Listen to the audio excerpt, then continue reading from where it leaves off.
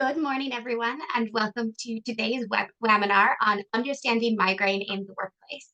My name is Wyndham Chalmers. I'm one of the project officers working on the WAM team in AHEAD. Working on tech support today is my wonderful colleague, Philip, another one of our WAM project officers. Thank you so much for joining us today, and welcome back to anyone who has attended one of our webinars in the past, and a very warm welcome to anyone who's joining us for the first time today. Before we get started, there are just a few housekeeping bits to address. With regard to captioning, live captioning is available for any attendees who wish to watch the webinar with subtitles. To turn these on, you can go ahead and click the CC button on the bottom of the screen, and those should pop right up for you. As I mentioned before, my colleague Philip is working with me on tech support today, so he's working away in the background. He'll be sharing links in the chat box and answering some of your questions via the Q&A. Throughout the morning, if you do have any questions for our speakers, please go ahead and use the Q&A function. You'll see that at the bottom of your screen, as it's easier for us to keep track of and helps us make sure we don't miss anything along the way. The chat box is open. I can see some people already chatting away in there, so please feel free to comment or chat with other attendees as the morning goes on. To get us started for the day, if you'd like to share where you're joining us from, what the weather's like, anything like that. Personally, I'm coming from very gloomy Wicklow. And the last few bits there, we'd also encourage you to share about the events on social media. And if you do this, make sure you use the hashtag WAMinar. That's on the screen there for you. It'll just allow you to connect with others and let us hear what people had to say about it. Finally, just to let you all know that the slides from the event will be shared with all of you afterwards. And if there are questions we don't get to, we'll go ahead and share some links and answers to those afterwards as well. So today we have over 190 people registered for today's session, and we want to make sure we get a sense of who's joining us today. So we're going to just launch a couple polls to get a sense of that. So Philip, if you could go ahead and launch that first poll, so everyone can see where they're joining from.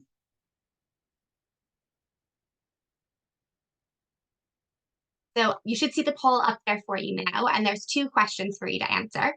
The first question states, please select the option most appropriate to you. And the options are, I'm a hiring manager, I'm a line manager, I'm a regular employee, I am the designated disability or access officer, I work in HR, or I don't meet any of the above. And the second question there is, which sector do you work in? Further education, higher education, an NGO or not-for-profit, a private employer, a public sector or semi-state employer, or I don't meet any of the above. So for those of you who are joining us for the first time, while we wait for people to weigh in on that poll, I'm just going to take a moment to tell you a little bit about AHEAD and the WAM program.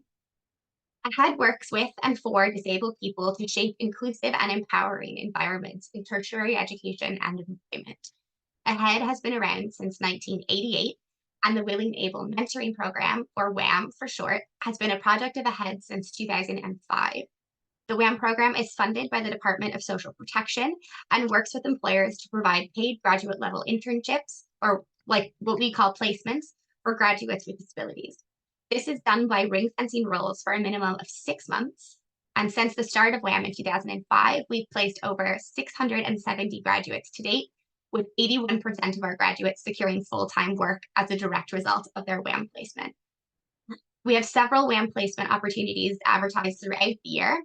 We just finished advertising with Boston Scientific, and we'll be advertising a position with Pfizer at their Newbridge location in County Kildare from next week, Wednesday, the 24th of April.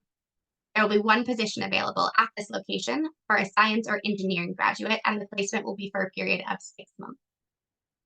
Okay, so now that you've heard a bit more about AHEAD and the WAM program, Philip, if you want to end the poll and share the results, we can go ahead and see where people are coming. So looking at our first question, there are 43% of people are just regular employees joining us. We have 21% of people as line managers. Then we have 13% that didn't meet any of the above options. 12% are the designated disability or access officer. 9% are working in HR. And then the last 2% are our hiring managers. So thank you again to everyone for taking time out of what I'm sure are very busy schedules to join us. And in terms of what sector people are joining us from, there are 46% of people joining from the public sector or semi-state employers, 15% coming from higher education and NGO not-for-profit organizations, 12% from private employers, 7% from higher or further education, and our last 5% didn't meet any of the above criteria. So today's WAMinar topic aims to raise awareness and understanding about migraine in the workplace. Migraine is the most complex neurobiological condition affecting 12 to 15% of people worldwide, making it the 7th most disabling disease globally. To help us take a closer look at migraine and understand how it can impact on individuals' day-to-day and working lives, we're joined today by Pascal, Derrien, Deirdre, Mhórdha, from Migraine Ireland. And along them, we're also joined by Claire Bradley, who will share a bit about her own lived experiences as a migraineur. So if you all want to pop on your cameras for a moment, I'll go ahead and read your bio so people know a bit more about you. Hi, everybody. So Pascal became the CEO of Migraine Ireland in 2021. He's a native of France and graduated from Sorbonne and worked for Sony in France before coming to Ireland in 1998 and working for Gateway before spending 14 years with Microsoft. He has worked in several roles in the not-for-profit sector and most recently as the general manager for SPADE, a community-based enterprise center for social enterprise. Deirdre is the patient support officer for Migraine Ireland, where she has worked for the past 10 years in a variety of roles. Her background is in social care, where she's worked with St. Michael's House, HSE, and Strand Seat School for Day and Day Centre for Traveller Children, which is now called the Exchange House National Traveller. And finally, Claire's been working in the banking and financial services industry for almost 40 years. Currently, she provides third-party risk management advice for her business in 13 countries across Europe and APAC. Her specific remit has been primarily virtual, sometimes managing global teams since well before COVID. Now, due to the challenges of chronic migraine, she works from home full-time. Claire is a third-generation migraineur, and both of her children, now in their 20s, are part of the fourth generation, and one of the generations most severely impacted. So thank you again for joining us today, everyone. And just a reminder to everyone that's joining us in the audience, if you do have any questions along the way, pop those into the Q&A box, and we can talk through those at the end. So now I'm going to turn off my own camera, and I'm going to pass things over to Deirdre and Pascal to tell you a bit more about Migraine and Migraine Ireland. Thanks so much, Wyndham, and I suppose my partner in crime, Deirdre, is going to upload the deck. It's real privilege to be able to speak about migraine in a workplace. We do run migraine in the workplace programs more privately with companies, but we try to do every now and again a more public talk around migraine. As outlined previously, I'm the guy with a funny accent, so bear with me. I'm pretty sure you will have to use the subtitle or captioner facility. I won't take it personally. Deirdre is a more Dublin twang, so I suppose she's going to be music to your ears. But today, what we are all about is really to talk about migraine. And we're going to be a tag team. It's one slide each almost up to the end, so there may be an entertainment value there as well. But really, the main, and I would have done my job if you go away with that, and I'm going to assume you not know too much about migraine, is migraine is not just a headache. It is so important. Obviously, it's a headache in some cases, but not only. There's far more than that. And hopefully, we're going to do justice today by outlining what is migraine as a condition, but also what is migraine, I suppose, from an ecosystem perspective. And you can see an agenda here. And we try to explain what is migraine, the phases of migraine. We're going to touch on migraine medications. We're going to talk about migraine triggers. We're going to talk about migraine in the workplace. We're going to talk about workplace triggers and lifestyle tips. So roughly the agenda, we hope to achieve this in roughly 35 minutes. Bear with us, 40 minutes, and there will be, and then Claire will really, suppose, provide a testimonial, and it's really a kind of a show me, don't tell me approach. And it's so much more powerful and relatable when you have a migrainer who does share the experience. So bear with us. So, but with no further ado, I'm going to leave the floor to Dee for the first slide. Thanks, Pascal. Hi, everyone. Thanks a million for inviting us and for joining us today. So just to, as Pascal said, we just do kind of an overview of migraine and let people know that it is not just a headache and there's a lot more associated with it. So first and foremost, as Wyndham stated at the beginning as well, it's a complex neurological condition and regarded as the 7th most disabling, but it's the first for those under 50, particularly for women, because there is an additional hormonal issue with migraine. It's a common yet invisible lifespan disease. Unfortunately, invisible illnesses, and it's one of the problems with the invisibleness of or the invisibility of migraine is one of the major problems, because a lot of people who just regard it as a headache won't accept or won't believe the other symptoms. The cause is unknown. So a lot of people think that the cause is maybe I ate something. No, that's not a cause. That's possibly a trigger. But the actual cause of what is happening in the brain, why it's actually kicked off, is still unknown. It often begins in puberty with, again, the hormonal issue. And with at the moment, the figures stand at 600,000 plus migraineurs in Ireland, and that brings us to 41 million in Europe. So you can see there's a huge amount of people worldwide basically affected by migraine, and it's not recognized. It's 3 times more common in women than in men, and that's usually because of the hormonal aspects. And unfortunately, kids are not immune to it either, and 10% of children in general will be affected by it. And as Pascal said, and we try to send this message to everybody, it is not just a headache. So, general symptoms. We'll see in other slides, but one thing you have to really bear in mind is migraine is not a one-dimensional condition. Actually, it's multifaceted, and there are different types of migraines, and we'll touch on that later on. But really, I think, I'm not going to go through all the lines, but I'm going to touch on some of them. The one-sided throbbing headaches, it made worse by movement. Dizziness and vertigo. Visual stress is very, very prevalent and prominent. Pins and needles in limbs, face and extremities. Confusion, clumsiness, brain fog. Even I know some people don't like the expression brain fog, but it is really brain fog.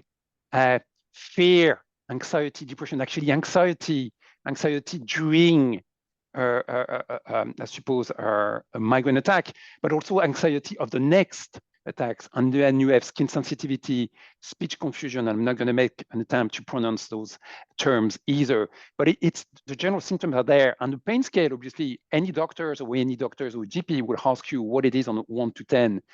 Moderate to extreme, it's really from 6 to 9 or 10 in some cases, especially for the most severe and debilitating form of migraine. But as you can see, there's various, depending on the type of migraine you have, and add on top of that, maybe some comorbidities as well, you really have a very complex, I suppose, conditions to manage and even diagnose, and we'll touch on that as well. And I would add as well that migraine has no biomarkers per se. So an MRI, a CT scan, a blood test will not detect. So it's really an exclusion game, and we'll touch on that in terms of diagnosis and so on, and the challenges actually associated with it. But hopefully this slide gives you a sense of it's not a one size fits all and just one particular set of symptoms. So individual migraine attacks come in phases. A lot of people with chronic migraine who have migraine, who live with migraine symptoms nearly every day, find it really difficult to see the phases. But if a person suffers or lives episodically with migraine, so every now and again, and not continuously, there are identifiable phases of attacks. So this is just an overall look at those different phases. And it shows you that, that it's not that simple as Pascal said. It's multifaceted. It's very complicated. There are a lot of symptoms associated with it, and people can experience all of these different phases or one or two of these different phases as well, and they change from migraine attack to migraine attack. So they do. So it's not a kind of, this is not the Bible or the gospel. It will change from person to person, from attack to attack, and also from day to day. And in between attacks, or they call it the interictal phase, some of these symptoms can also be experienced by people. So we're just going to go through the phases of attack in a little bit more detail. So phase one, so we have already established with Deirdre that it's a highly individualized and condition and unique, and what X may experience may not be what Z may experience. However, I think there's a commonality from a phases perspective, and the previous slide probably have shown you that actually it's pretty complex. So phase one, the prodrome. People can feel a variety of physical and mental changes: tiredness, craving certain foods, thirsty, neck stiffness, frequent yawning. This one can last 1 to 24 hours. And again, there's no gospel, there's no guides. That's for estimation. For some people, it may be even longer, because the leading up to an attack can vary from individual to individual. However, the phase one is the one which is really feared by most migraineurs. I can tell you that we hear it day in, day out, and we may move to phase two. So phase two is something that around 25 to 30 people, as you can see, do get. It's called the aura stage. Again, nobody knows why it happens, but it seems to be, they theorize it's a wave of electricity that builds from the back of the brain, goes right to the front of the brain, and it hits different parts of the brain and causes various symptoms associated with those parts. It can be visual. Most people would associate aura with a visual phenomenon in front of the eyes, but it can also be feelings and that kind of thing. So as you can see, so the visuals might be dark spots, sparkles, or zigzags, colorful zigzags. But you could also feel numbness or pins and needles in one of your arms or in your fingers. Weakness, not too severe. If it is severe, it can be very, very frightening. Dizziness and vertigo, and speech and hearing changes. And typically they can last from 5 to 60 minutes, which can be very frightening, especially if it's the first time that you've ever experienced an aura.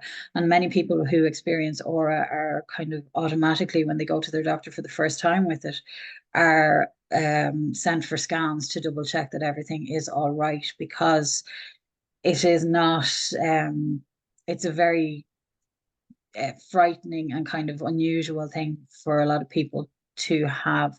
And also a lot of people, when they suddenly lose their sight temporarily. Most of the aura symptoms are all temporary and they will go away, but when you experience them for the first time, it's terrifying, and especially if it's something like losing your sight. Again, aura symptoms can last longer than 50 to 60 minutes, and that is something to bear in mind. And this phase can go into the next phase as well. So actually, on the last slide, the way I'm not a migrainer, but the way I tend to visualize the visual disturbance, it's like this, metallic croissant, says I with my beige French accent. That's really what it is. And I one eye or two eyes. Anyway, back to phase three, the main attack, headache stage. I know we're being laboring a point that it's not just a headache, but it does involve a head pain, which can be very severe. It's usually a throbbing pain, light movement. So that's why, dark rooms are pretty important for some migraineurs as a way to retreat. It's one-sided. Allow me to be graphic, and apology. Nausea, vomiting, not really nice. That's the one which is, you know, the meaty part of, I suppose, the process, for better words, is 4 hours to 3 days. Again, there are estimations, can be shorter, hopefully, but it can be way longer, unfortunately. But then, you know, release is in sight with phase 4, sorry, and probably phase 5. So yeah, phase 4 is what's called the resolution stage. So many attacks slowly fade away, but some will stop after crying or vomiting, especially for children. Sleep as well is helpful for children. Again, the resolution stage, all these stages are completely individual to people. Sleep is something that seems to help a lot of people, and a lot of people with migraine will lie down during an attack in a dark, quiet room, and when they can actually get some sleep, they can come out of it, and sometimes that can help to end an attack or ease you back into reality after an attack. But and it is, again, particularly helpful for children. They often make a faster recovery if they can sleep even for half an hour to an hour. And then phase 5 is the final stage. Yes, post-drum stage. Now, I don't drink, so I don't know what's the hangover feeling. However, I've been told that's really how it is often described. Can take days, draining feeling to go away. You know, symptoms is obviously the opposite of the prodrome. You lose your appetite. You start to be very hungry by then. The interesting bit is, you know, with the post-drum stage is, in terms of workplace, it's called presenteeism. You know, you may have people who may be able to go back to work. They may be physically there, but they may not necessarily be able to fully function. It's like having a out of service type of, I suppose, placard in front of your face. And that's really, people tend not to realize that. It can take a few times. You're not firing on all cylinders by any stretch of the imagination, because your body has gone through a shock and it has to recover, and your brain as well. So you need to get some time. So while you may come across as physically fit, you're probably not functioning at 100%. And that's the post-dome stage. But also equally on the leading up to the attack, people are starting to, I suppose, decrease in terms of the level of energy and how they're printing. So you have the attack, but the before and the after are pretty important stages as well that needs to be managed and should not be underestimated by any stretch of the imagination. We have the next slide, which is actually, we tend to use it. No, actually, we took it away, so perfect. So I won't even mention anything. And Deirdre is so knowledgeable about this one that I'm going to leave the floor to her on that one. Thanks. But just going back to the different phases and that as well, unfortunately, most of the symptoms are actually invisible. So people with migraine will look well. You know, they won't look particularly sick or anything like that. And again, that's one of the things that affects people mostly, and the perception of migraine as, you know, oh God, somebody's looking for an excuse to get out of doing something, you know, they've got a headache again, or they're, you know, so they can look perfectly fine, and that can be an issue. But yeah, so onto the types of migraine. There are several types of migraine, because what we described was an individual attack. And again, it's an individual attack that's different for everybody, but some people have longer types of migraine. So for example, migraine without aura, that's the most common one. That's the one that most people have, and that's the one with the headache phase in it, but with no aura phase. So all the other phases, without the visual or the tingling or the anything like that. Then there's migraine with aura, which is the one with the 25 to 30% of people. And there is a slightly increased risk of stroke with that. Again, they're not sure why, but people with aura should be a little bit extra careful. And it's not a huge risk, so just bear that in mind. Then 1% of people experience aura without the headache phase. So they may have some of the other symptoms and the aura, but they won't have a headache. And that's why it's not just a headache. Some people don't even get a headache while living with migraine. So you can get the aura and get those terrible, those frightening symptoms, and many of the other symptoms such as nausea and vomiting and dizziness and so on and so forth, but no head pain. So that makes it even more weird for people to kind of understand that, well, hang on, migraine is a headache, but you don't have a headache. So then there are more severe and more debilitating versions, which include hemiplegic, vestibular, and abdominal. A hemiplegic is very frightening. Again, it mimics stroke. So one side of the body can experience temporary paralysis, and the aura may be a bit longer than other attacks. Vestibular migraine, then it affects the inner ear section of the brain, and that's where you can get severe dizziness and vertigo and tinnitus, which is very annoying. And then abdominal migraine, which can occur in adults, but it usually occurs in children. And this is what a lot of people mistake as what we call schoolitis. That children want to get out of going to school because they have a sick stomach, and a lot of people don't believe that there's anything wrong with them, but that actually can be migraine. The gut and the brain are very, very closely linked. And with a lot of children, they may not get the headache when they're that young, but it can and usually does develop into the typical migraine, which is the migraine without aura. Migraine medication. So disclaimer, I'm not a clinician. So I'm just going to tell you that there's some acute treatments, preventative treatments, and alternative treatments. Acute treatments, as you may guess, used to treat the attacks when it does occur. However, self-medication is actually a problem in a migraine world, so headache disorders. Need to be aware of MOH, which is medication overuse headache. I would also be aware of medication overuse, full stop. Super important. Self-medication is not great. You really need to get some validations or qualifications of what you're doing.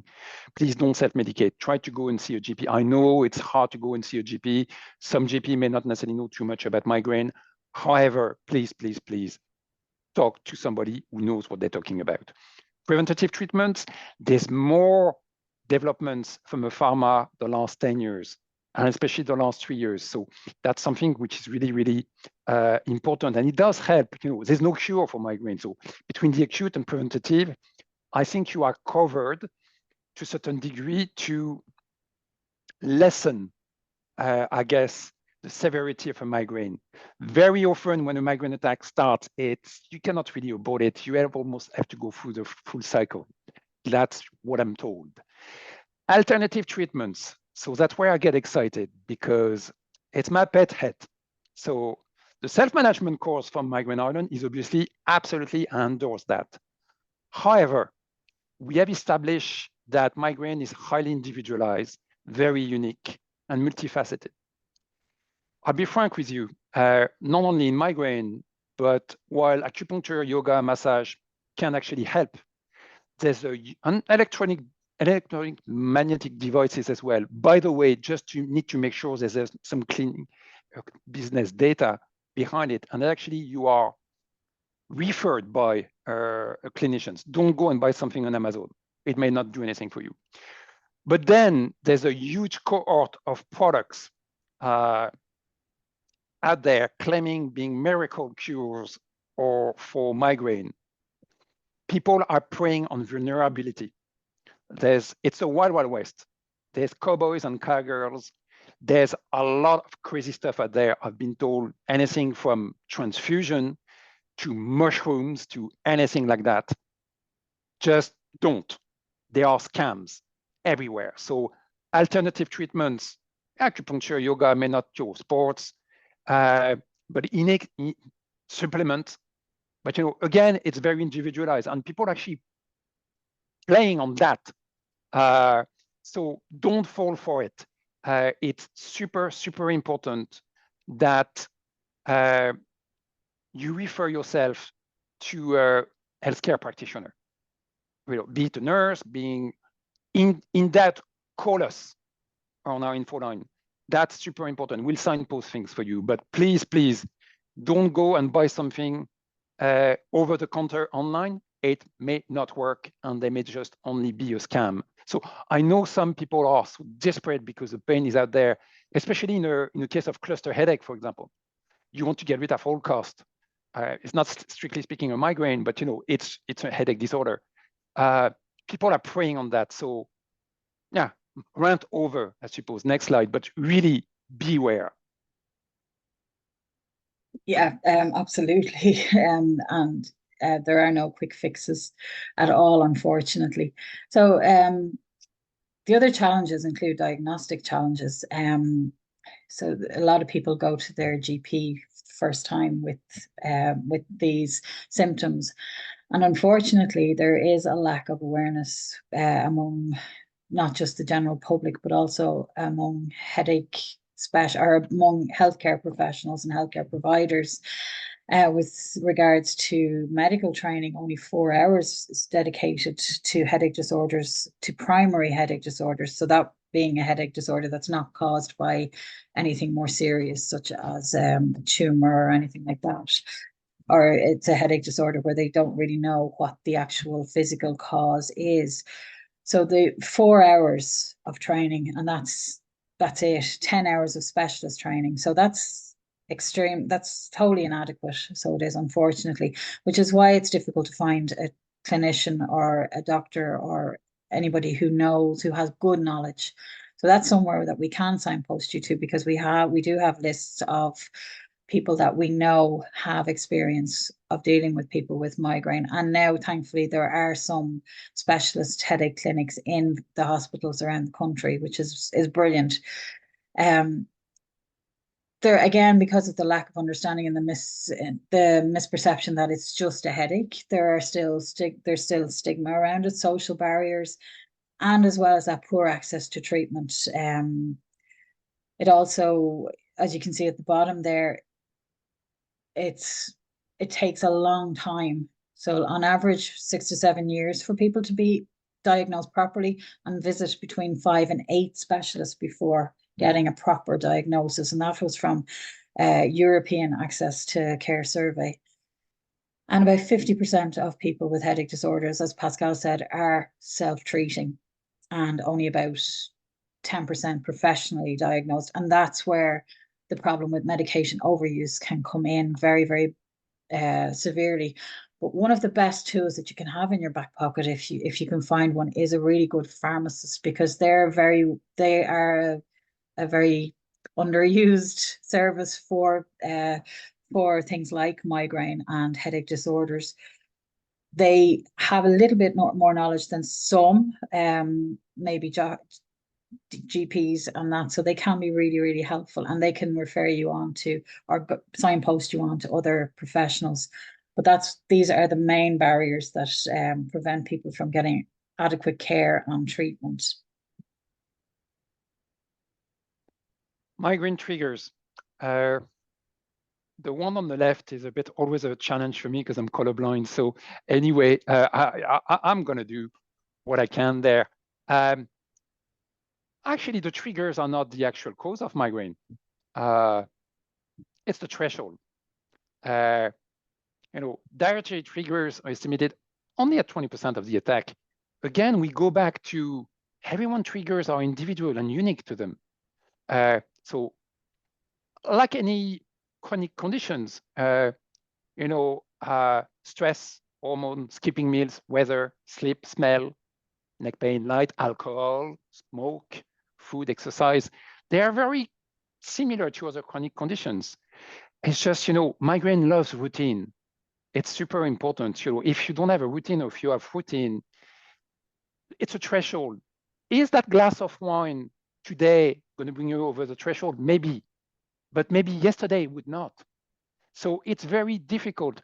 What we know, and this twofold there is, the use of a diary, and we provide diary, by the way, if you need some, so contact us. There's e-diary out there. But the diary is actually important for two reasons. First, it helps you to take control and understand your patterns. And that's really important, as a patient, or somebody who's living with migraine, that's pretty important that you do a bit of homework and try to understand what's happening to you. Secondly, the diary as well. If you go to a neurologist or a GP, it's important data. We have established that the diagnoses are very difficult to obtain because migraine is an exclusion game. There's no biomarkers per se. I'm diabetic, by the way, so I know if things are not going well, I'm going to know straight away. It's actually far more complex and difficult for a migrainer.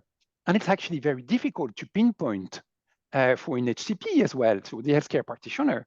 Hence, that's why we have this perfect storm of lack of knowledge, difficulty to diagnose, and all this type of things. So if you ever, I suppose, a diary, whether paper or digital based, it does help. But actually, there's one for kids as well, which is actually very good, which is from APR Health.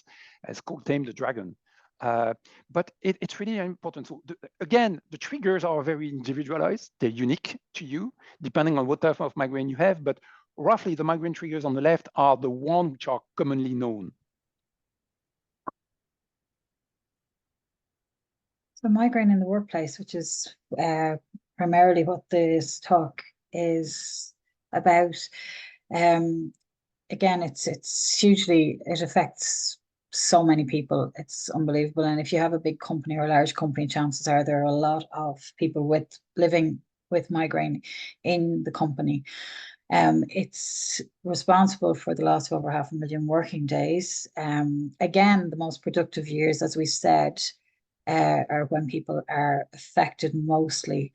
And unfortunately, 6 days per year are like 2 sick days per year average, and 4 in reduced productivity. And that's the presenteeism that Pascal was talking about, going in and you're present in work, but unfortunately, you're not able to work to the best of your ability.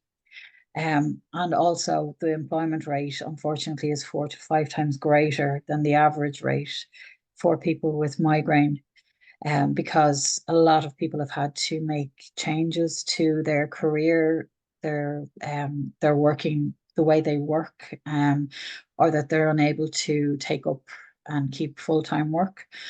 And this is where reasonable accommodations and that kind of thing can be very helpful. But again, it's very difficult for people in the workplace to broach a lot of these things with employers because of the misconceptions about migraine. So that's one of the areas that we try to highlight, is the allowing people to come to you and things like that, and the reasonable accommodations. We will talk about more of those later on.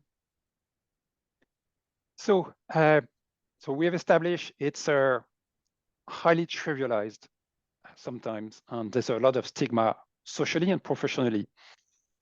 Today, as we speak, there will be between 13,013 and 15,015 attacks. Same yesterday, same the day before, same tomorrow. On a weekly basis, there's roughly 100,000 plus attacks, migraine attacks in a country. That's staggering numbers. So with that in mind, a lot of migraineurs are working, they're in a workplace. So the issues impacting migraineurs in the workplace: career advancements and earnings, perception. Perception is not reality. I know there's something in the corporate world where perception is reality. I'm sorry to say, but no, that's BS on steroids. It's not. Career choices. Some people are forced to go part-time. Some people cannot take promotions. Ability to perform, confident. Some people end up on performance improvement plan, because people are jumping to conclusion. Sick leave record.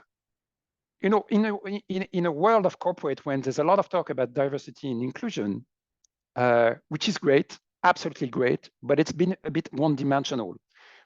what about the hidden disabilities? Obviously, today we're talking about migraine, which is my product per se. But however, a lot of chronic conditions, a lot of things are not visible. And that's really, really important that we recognize that. Managers in particular have a duty to understand beyond just perception. As I often say, you can be a manager or a damager. And there's a huge difference in that. Obviously, you need to manage performance, but I know some migraineurs who ended up in performance improvement plan because the perception was that they actually were slackers. So excuse my French on that one, but no, people want to perform. They want to be able to do, but as you may see later on, sometimes performing or contributing when you have between, at best, maybe only 1 or 2 days a month, but at worst, 20 days of migraine a month is a problem. We also actually evolving in a society where most of us, migraine or not, will acquire chronic conditions in some shape or form, unfortunately. We are not becoming suddenly a write-off. Not everybody is lucky enough to be under 23 working for a fancy company in IT predominantly, or social media company. So the reality of the workplace landscape is actually completely different. We cannot be binary and one-dimensional about that. And why today we're talking about migraine, it could be epilepsy, it could be diabetes, it could be anything else. And that's really important that HR and diversity inclusion practitioner really embrace this 360 view of diversity. And it could be ageism as well, ableism, you name it. It's really important. So, but from a migrainer's perspective, we know, because there's no legal framework, migraine is not an LTI, which is a long-term illness scheme. There's a Reasonable Accommodation Act to a certain degree more in education, but from a workplace perspective, it's a gray area. What do you qualify as a disability or not? It's really unique. There's no blanket approach to it. So from a migrainer's perspective, let's say out of 800,000 people who suffer from neurologic disorders, 600,000 of them in Ireland are migraineurs. Most of them are trying to function in a workplace. It's very easy to be stigmatized. Actually, to a certain degree, that a lot of migraineurs don't come out, for better words. They don't disclose it. And then you end up with a false perception. So 2 words on that one, just to finish that slide. So if you're a colleague or an HR practitioner or have responsibility in the company, don't jump to conclusions and be kind. That's super important. Now, it's not hugs and kisses what I'm saying about, it's really show some empathy and try to understand beyond perception. That's what all I'm saying.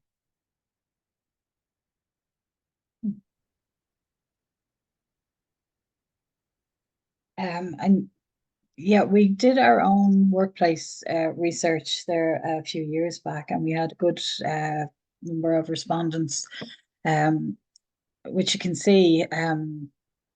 A lot of people did speak about their migraine at work, but you can see that support and accommodations were not, there weren't a lot of them in a lot of cases, and a huge amount that the condition had the direct impact on their professional life. When asked what one change, it was increased awareness. That was the awareness and understanding. That's what people want. They don't want necessarily to be pitied. They don't want to be pitied in any way, but they don't necessarily want people to kind of say, I understand that you've got migraine. They want people to understand what having or living with migraine means, more awareness of the disease, more awareness of how it affects them. And with that awareness and understanding, then that can increase the health and also the life of the person living with migraine, but also can help colleagues and businesses to understand. If there's the awareness and the understanding, then accommodations can be put in place, which means productivity will increase, and everybody will be basically able to carry on a fulfilling work life. Because that's one thing that, again, the perception of migraine is that people living with it can be lazy or slackers, as Pascal said. Whereas people with migraine, actually, it's the complete opposite. And because of the stigma associated, they tend to work harder to prove that they can do it. and that they're not lazy. So a lot of the accommodations that, or a lot of the awareness and understanding of this kind of thing can ease that burden, because that again adds to the stress and the strain on someone living with migraine. So the increased awareness and understanding, and then the flexibility in working hours, and also in work environment as well. That's something it's interestingly has changed since the pandemic. And even though it means more screen time for some people with migraine, we've particularly noticed that our events, people much prefer our events to be online because they can control their environment at home. Whereas if we were meeting face to face in a hotel, they're at risk from bright lights they can't control, and so on and so forth. So these kind of accommodations can be really helpful. So I'm conscious of time, so I'm just going to touch really briefly on that. So Harvard, actually, which is obviously a well-known publication, has been writing about it, and we can provide you some insight further. But really, what is actually common across Novartis, Malaysian banks, and actually Fujitsu is, especially Fujitsu, actually. Fujitsu is a big company. So they realized they ran a program whereby they developed a workplace program specifically geared up towards migraine management. And what they're trying to do is to reduce the burden, the cost associated, lost workplace productivity. What they did see, and bear in mind, Fujitsu is a commercial entity. It's not like a non-for-profit like Migraine Ireland. So, the end game is shareholders and making profit. But what they realized is when they made some adjustment and they put a program in place, because they probably have between 10 and 12%, like any ecosystem of migraineurs, the productivity went up. The productivity went up, the profit went up, the shareholders were happy. And actually, the shareholders were happy in supporting migraine going forward. So full circle. So it's embryonic at this stage, to be really honest. However, workplace awareness is actually very important. So today we're talking about workplace. Next week, I have 2 talks to workplaces. We have done roughly 35 or 40 of them since 2021. We know there's always a ha-ha moment. The penny drops when we're in front of people. And hopefully, most of the companies, they've put some stuff in place. And you'll see it doesn't need to break the bank to be able to do some adjustment on the next few slides. So I leave it with you at that point. But if you want more, email us and we send you some documentations. Yeah, so we mentioned the reasonable accommodation, so reducing workplace triggers, and so these, again, they don't have to break the bank.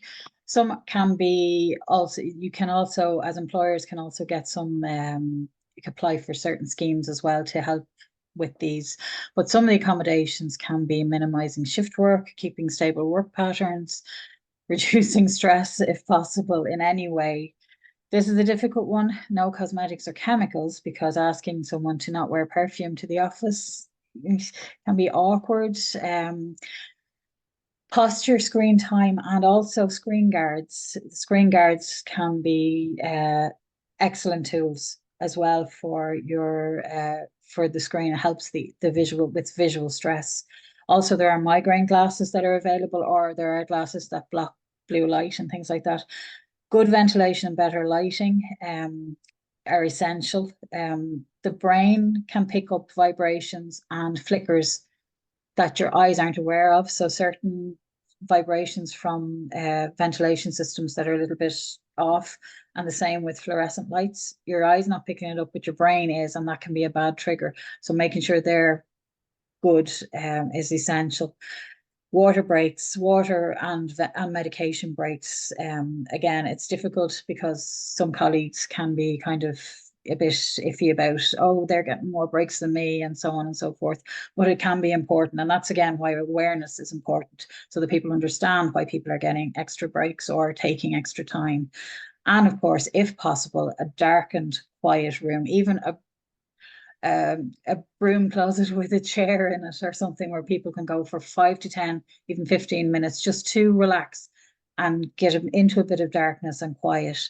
That can make a huge difference in return into staying in work or having to go home early and more sick leave and so on. And also another accommodation is fairer sick leave policies and more approachability for staff when they are living with something like this.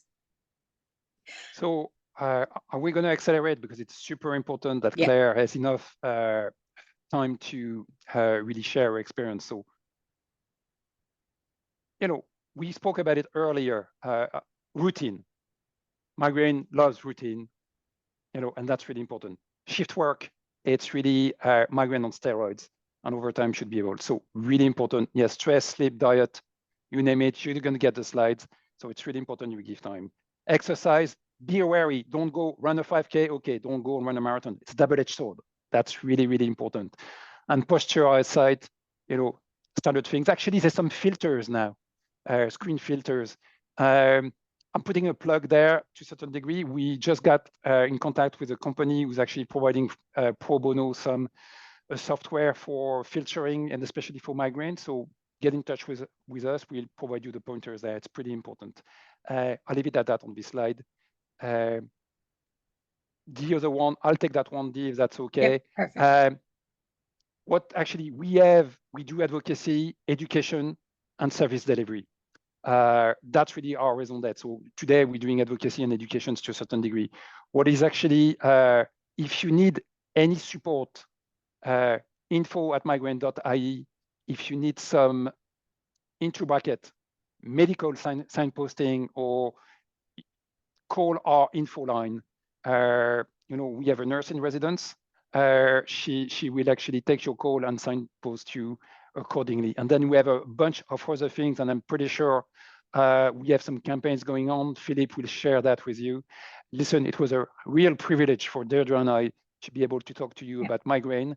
I know I saw some comments in a pop-up.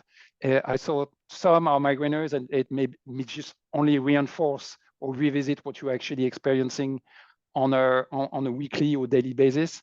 But for those who may not be migraineurs, hopefully it did provide you a bit of, I suppose, knowledge, and does equip you to the next time you're meeting a migrainer, you may think about it in a slightly different way.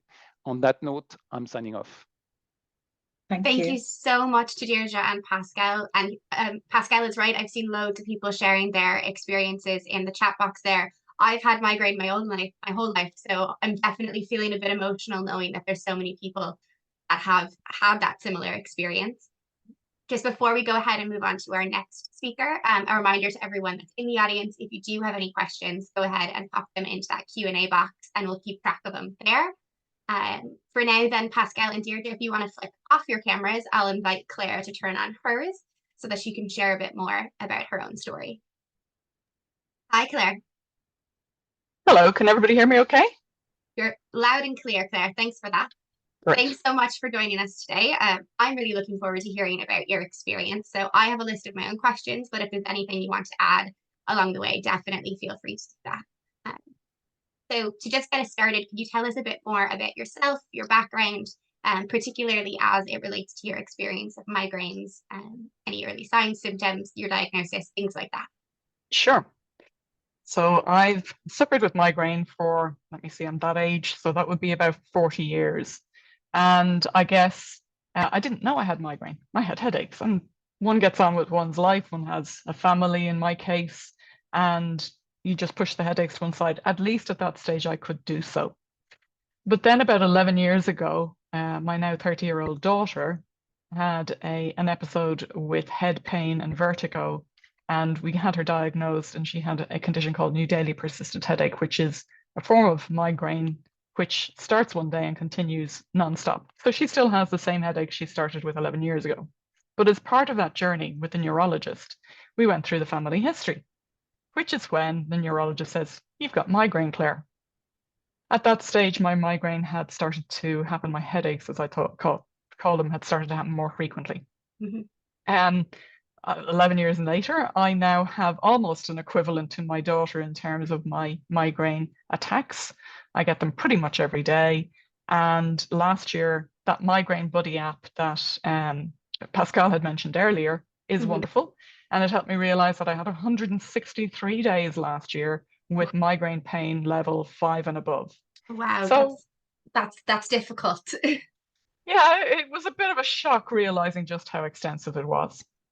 But in terms of how I guess, again, my family, I've got 4 in the family. 3 of us have migraine, 2 of us at that severe level. My son, who's in his mid-20s, is now experiencing them a little bit more frequently. And then my poor husband, who doesn't get them at all, is the caveman of the house because our environment, we're very photosensitive. So our environment in the house is very dark. Not so dark. You also have to balance light with contrast. So you can't have too extreme a contrast. So he's there, as he ages, glasses on, scrambling around looking for the right level of light. And the rest of us are going, turn down your screen. So it's a little bit difficult to balance, but that's been the journey. And I guess I've been fortunate to have the support of Migraine Ireland throughout our journey, especially with my daughter, because it's been incredibly challenging. She started at the age of 18, so she's gone through the leaving certificate, tried to hold down college. We've tried to support her through that, and eventually ended up disabled, hardly leaving the house. So, I have the experience of a carer, I have the experience of a mom, I have the experience of a person with migraine, and I'm also, a manager who has a team and they have migraine too. So yeah. I get it from all sides. It definitely sounds like you have that experience, and it is difficult when you're managing it from so many different angles, not just as the person that is dealing with migraine, but someone that's trying to help other people manage it as well. I suppose specifically related to your experience in employment, what has that been like for you since you got your diagnosis or since you were managing those daily headaches? Well, I guess if I go back 4 employers ago, it was a struggle back then. That would have been about 10 years ago when I was trying to get those basic accommodations. So as I mentioned, one of my main triggers I would consider to be lighting. It's not daylight, it's artificial lighting. In my case, it's a sensitivity to the blue light frequency. So not every migrainer sensitive to light is the same, but it means that things like artificial lighting, LEDs, which have a bright white content, have a very high level of blue light frequency in them. So Christmas, bright lights at Christmas are dire. I can't go to those spectacular light events. It's chronic, it's terrible. I miss all those things. But trying to get a basic accommodation, to get a space in an open office to manage lighting, it wasn't possible 10 years ago. Moving on to the next organization, they were brilliant. They removed the light fitting above my head. It didn't affect those either side of me who obviously needed their light. So that was great. That definitely helped me. The next building they went to was high gloss surfaces. So everywhere there was this bounce back of light. They had those wonderful, what do they call them? Installations along walls, which were patterned. And I remember we would go into meetings where I would be doing interviews, and I would put the interviewee with their back to that in case they had migraine, but I had to face it, which meant, okay, I suffered more than they did. But even patterns on carpets in offices were a problem. So that organization didn't really understand about migraine. They set up, it was really interesting, they set up an accessibility, diversity and inclusion kind of group while I was there. I went to the first meeting and they talked about how wonderful it had been. They'd done so much to change accessibility in one of their offices so that somebody who was, challenged in terms of mobility was able to join their colleagues. And I actually cried. And the reason I cried is I had been working with them for a couple of years, big organization. I couldn't go to the canteen. I couldn't have a coffee with my colleagues. It was an environment that was too bright for me, too noisy for me. And I went up to them afterwards. And I guess one of the things that over that 10 years I have developed is the ability to be a little bit brave. So I went up and I, make yourself a little bit vulnerable. And I said, look, you're thinking about accessibility in a very restricted way, very blinkered way. What about those of us who have environmental issues? How can you help us be part of your organization in a more meaningful manner. You know, we're supposed to bring ourselves, our whole selves to work. Well, there's part of me that doesn't want to be here because of your lighting. Yeah. So they were great. They actually identified an area of the canteen and they managed the lighting levels down so that I could go and have a coffee. It was wonderful. Amazing. It was wonderful. And they actually came with me to some Migraine Ireland events to hear more about it. At those times, they weren't virtual; they were more publicly open. And I guess that was really a turning point for me, because thereafter, if I go to a new organization, I mention my migraine right from the beginning in every interview. I make it important to them. If you want to hire me, I'm a really great worker. But you have to recognize the fact that I need accommodations. So that's really good. That's worked out really well. But again, it requires you to be a little bit vulnerable. It requires you to be a little bit brave. And not everybody can do that. So my current situation, because my condition has deteriorated so extremely, I now work from home full time. So I can control my environment. It's wonderful. I don't have any noisy colleagues. But you know what? I miss my noisy colleagues too. So that brings its own social isolation. They don't see the pain you're in, which is sometimes good, but sometimes not good. But at the same time, it's really important to have that kind of openness. And because I can bring that openness to an organization, I'm hopeful then that they can then share that kind of open thinking with other employees, and they don't have to be quite so brave. I suppose you've touched on this a little bit there already, of your own experience with disclosure, and as Pascal put it, that coming out element of migraine, because it isn't something that can be seen. Would you have any advice for people that are trying to manage that process of disclosure?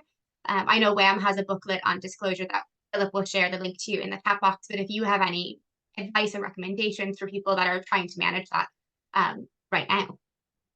It depends on the organization. You know, it depends on your sense of the people in that organization. Can you find somebody you think will be empathetic for you, will have that open-mindedness? Have they a wellness program? If it's a larger organization, go for the wellness person. They are definitely going to be helpful. And I say that, but it's taken me, I'm here 5 years. It's taken me most of that 5 years to actually find the right person. So it's not always easy, but again, take one step at a time. Be a little bit brave. Start the conversation with either your teammates or your management. If you don't share a little bit, help them understand. They will not understand, because migraine is seriously misunderstood. But as you build their understanding, or maybe point them toward a video from Migraine Ireland, you will suddenly see that they go, oh my goodness, I didn't realize. That's amazing advice, Claire. And you're right, it is really just that taking the first step, finding the right person, and being brave, really, to share your story. I am conscious of time, so I'm just going to finish up with one more question. I know that currently you're a manager of a global team of 7 individuals, 4 who have migraine. Could you just tell us a little bit about how you're able to support your own employees with migraine in the workplace, and maybe some of your hopes for the future around people's understanding of migraine and supports in work? Yeah, so I think this doesn't just go for migraine, it goes for anybody who has colleagues, whether you're a manager or not. It's to be open-minded, to create a safe space, to allow them to have conversations and not judge them. And as part of those conversations, maybe you can be a little bit vulnerable or show a vulnerability, or at least show a knowledge, maybe in your life experience, of somebody with a chronic condition, and you know, how you empathize and sympathize with them, because that's maybe enough to start the conversation. As you get to know your team, you will get to understand and see when they're having situations like a migraine. And certainly I can obviously judge that easier than most. But it's back to some of the points that Deirdre and Pascal made about presenteeism. You have to help people untrain themselves from thinking they must be there. They are high performers generally. They want to work, and you need to help them know when you're seeing them working at times they shouldn't be. Help them understand that it's okay to take time out. If it's a few hours to go and take a medication, and they might be able to then come back and work. If it's you really need to take the day off, you're not just turning off your camera to go and pop to the bathroom to throw up. It's making sure that you're connecting with them. And hopefully because you build that safe space, they will come and talk to you more openly. That's amazing, Claire. Thank you so much for that. And your team is definitely lucky to have you backing them up on this. So we are going to go ahead and move on to the last little bit, just our Q&A section. So thank you again so much to Claire for sharing her story with us. We are going to go ahead and pause the recording for the moment, just due to the potential sensitive nature of some of the Q&A questions. So Philip, if you could go ahead and do that, I'll invite again, just a huge, huge thank you to Migraine Ireland, Pascal and Deirdre for taking time out of their day to educate us on this and have that conversation. And thank you so much to Claire for being so open and honest with her own story. That was brilliant to hear. I'd also like to thank Philip Carroll, my colleague again, who's been on tech support. He's been absolutely fantastic working away in the background. And a huge thank you to PCR for providing our captions today. As always, your feedback on our webinars is very important to us. So we do have a short survey for you all to fill out. Philip will go ahead and share the link to this in the chat box. We'll also send it on to you in the email that we'll send out afterwards with the presentation. As the link is in the chat box there, so you can go ahead and copy that into your browser if you prefer to do it that way. And then in terms of AHEAD events, keep an eye out on our website, www.ahead.ie, for any details on upcoming events. We actually have our upcoming Graduate Careers Fair organized by our wonderful Get Ahead team. That's called Building the Future, and it's a tailored event for students and graduates with disabilities to help them interact with different employers and practice their networking skills, go to workshops and things like that. That's taking place on Wednesday, the 29th of May from 10 to 2, and it'll be in person in Dublin City Centre. There's still plenty of spaces available to attend, so please feel free to share that link with anyone that you feel might be interested or may benefit from attending the event. In preparation for Building the Future, the Get Ahead team are also hosting an hour-long virtual Think Twice workshop on preparing for and navigating careers fairs. This is scheduled for Wednesday, the 24th of April from 1 to 2.